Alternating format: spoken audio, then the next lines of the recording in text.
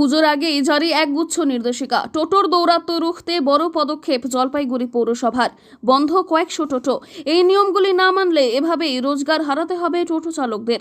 এদিন থেকে শুরু হলো জলপাইগুড়িতে বিশেষ অভিযান। এখন থেকে শহরে বন্ধ কাগজবিহীন টোটো। এদিন ইন্দিরা কলোনি এলাকায় কয়েকশো টোটোকে পুলিশ এবং জলপাইগুড়ি পৌরসভার স্টাফেরা আটক করে শহরে ঢুকতে বাধা দেয়। নির্দেশিকা অনুযায়ী প্রত্যেকটি টোটোর রেজিস্ট্রেশন লাইসেন্স বাধ্যতামূলক। পুরনো আই কার্ড ফেরত দিয়ে 500 টাকার বিনিময়ে রেজিস্ট্রেশন করে নতুন আই কার্ড নিতেই হবে প্রত্যেকটি টোটো চালককে। এরই সঙ্গে টোটোর সামনের সিটে কোনো ব্যক্তি থাকলে প্রথমে 500 টাকা, পরবর্তীতে 1000 টাকা জরিমানা দেওয়ার পরেও না শোধরালে টোটো চালকের রেজিস্ট্রেশন বাতিল হবে। আজকে শুরু হয়েছে, তো পৌরসভা আমাদের কাছ থেকে যে অ্যাসিস্ট্যান্স চেয়েছে তো ওনারা দেখছেন, আমরা সাথে আছি। অ্যাকচুয়ালি কীভাবে চলতে থাকবে, যেগুলো নাম্বার মিউনিসিপ্যালিটি যেগুলো দেবে সেই উপরই তো একটা সংখ্যা ঠিক করেছে, সেই সংখ্যার উপরে টোটোটা চলবে।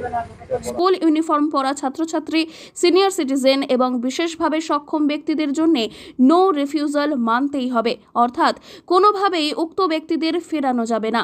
শহরের বাইরে থেকে কোনো টোটো শহরের ভেতরে এসে চালালে সেটি ধরা পড়লে 2 দিন পর্যন্ত বাজেয়াপ্ত করা থাকবে, পরবর্তীতে জরিমানা করা হবে। নেশাগ্রস্ত অবস্থাতে কোনোভাবেই টোটো চালানো যাবে না।